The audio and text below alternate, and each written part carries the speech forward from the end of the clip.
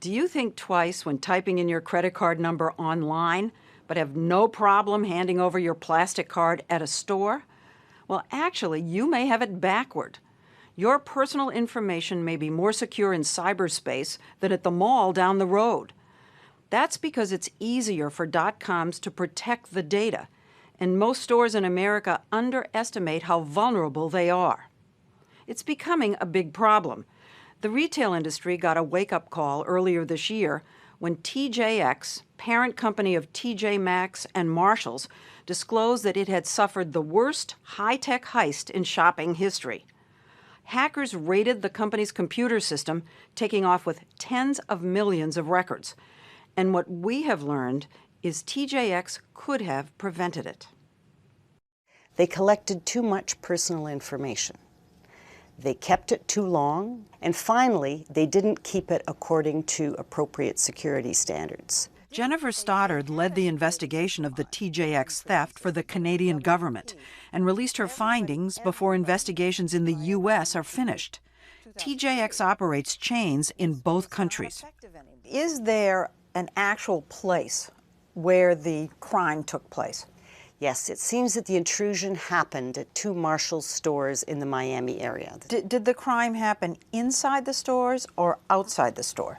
This was a case of penetrating the network from without the stores. Because it is a wireless network, you can then capture the wireless transmissions if they're not sufficiently encrypted. When you swipe your credit card, your data is often transmitted through a wireless router, either to a bank for approval or to the store's main computer. But the signal carrying your information bleeds easily through the walls.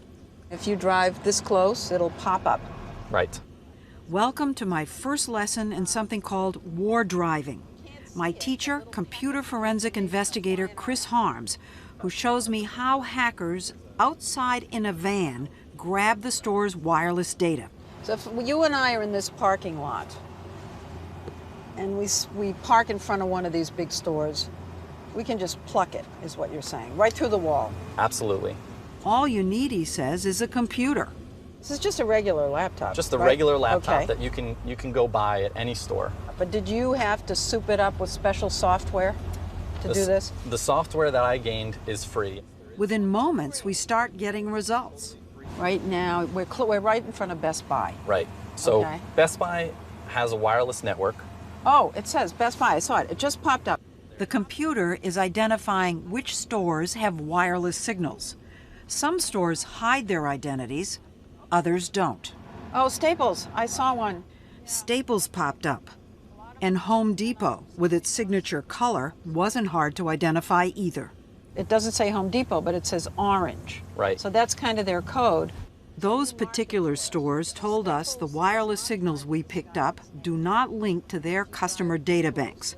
But sometimes similar signals do lead hackers to central computers where the data is held.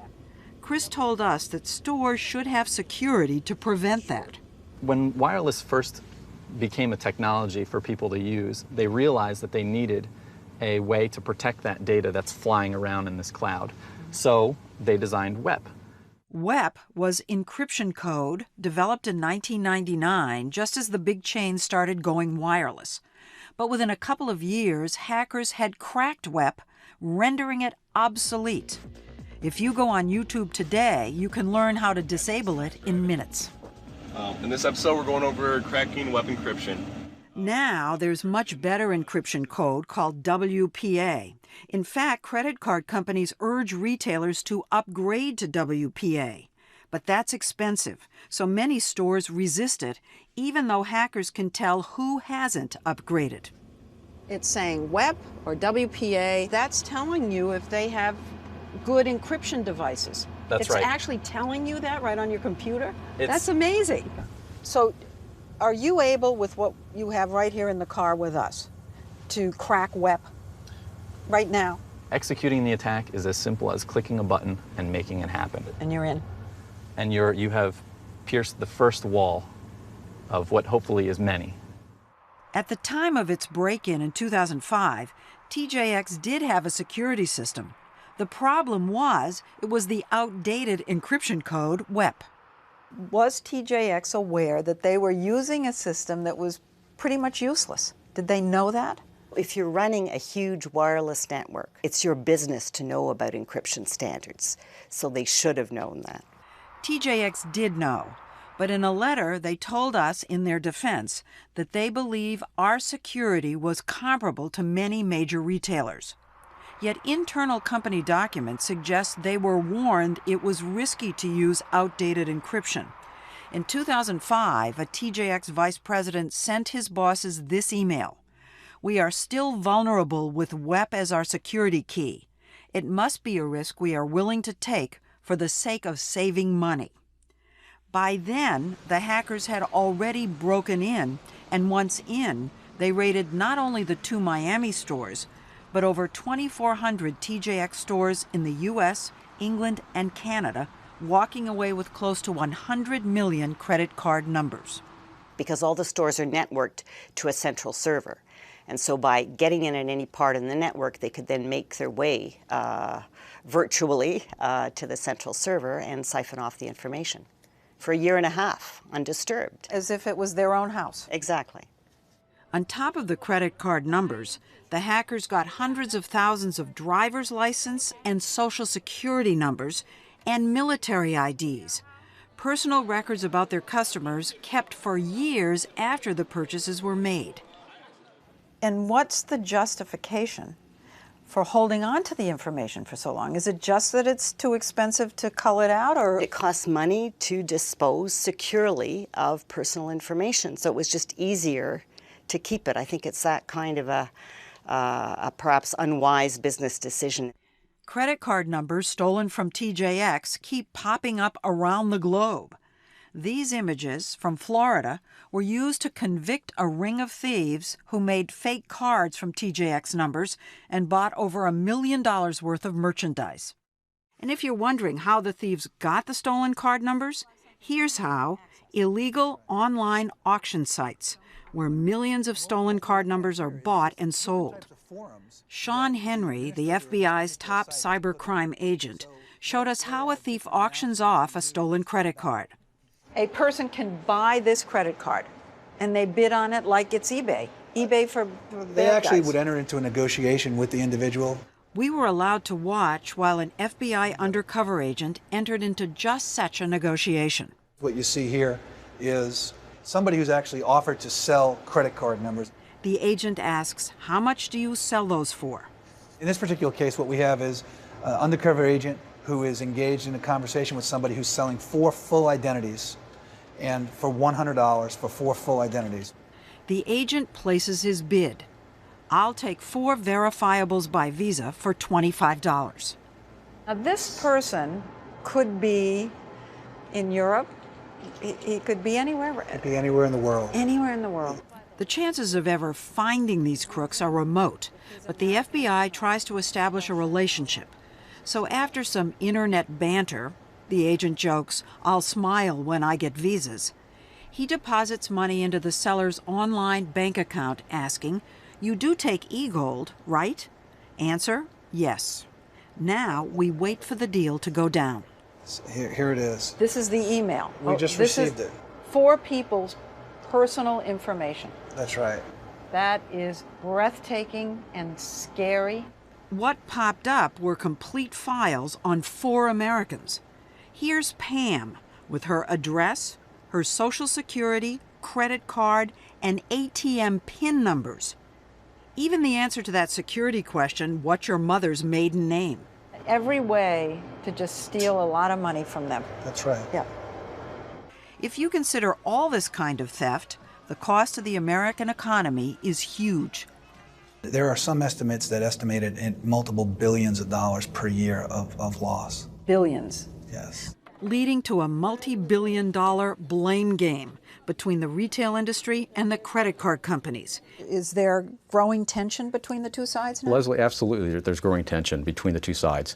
Dave Hogan of the National Retail Federation says credit card companies should change how they do business. If we could just force Visa and MasterCard to not require retailers to store credit card data, this issue would disappear overnight. Hogan says card companies force retailers to store customer data in case there are charge disputes. He thinks the card company should hold the data, not the stores. Honestly, we could eliminate this problem If it's within a that few easy, days. why hasn't it been done? I'm not too sure how vested the credit card companies are as far as securing customers' data. And you're saying that the credit card companies are the ones who are not security conscious? In my humble opinion, no. He accuses the credit card companies of using this issue as a way to make money. Visa, for example, has started fining large chains that do not have up-to-date security $25,000 a month. If you do the math on it, this could be a windfall of $200 million annually for the credit card companies as far as a revenue stream. Visa chose not to respond. However, along with other credit card companies, it has issued strict guidelines to retailers on how to protect customer data. But most stores just don't comply. The retail industry is not doing enough to prevent these breaches. They're not. Mark Rash, the former head of the cybercrime unit at the Justice Department, says this is a war the hackers are winning. Consider the worthless encryption code WEP. I had heard that there are retailers who installed WEP even after it was known it didn't work. There are Now, retailers, is that true? There are retailers who have installed it after. There are some installing it today. They can't be installing it today. Even today, there are people installing it. He says stores keep making the same mistakes TJX made, like using passwords any hacker can figure out. Like what? Like password. The password is password? The password and everybody is password. I don't know why anybody who looks into this would ever use a credit card ever. Because it's a lot more convenient than walking around with piles of cash in your pocket. 'Tis the season for big-time shopping for you and me and for the criminals who are going after our data, among them the TJX hackers, who are still at large. Retailers need to adopt the next appropriate technology and the next one and the next one and the one after that because they want people to keep buying from them. And so it's just an ongoing, escalating expense. That's all it is. This is an arms race. TJX told us they no longer store unneeded data and that now all of their stores in the United States use the upgraded encryption code. Since TJX disclosed the theft, many other chains have also closed their security gaps, though most stores are still vulnerable.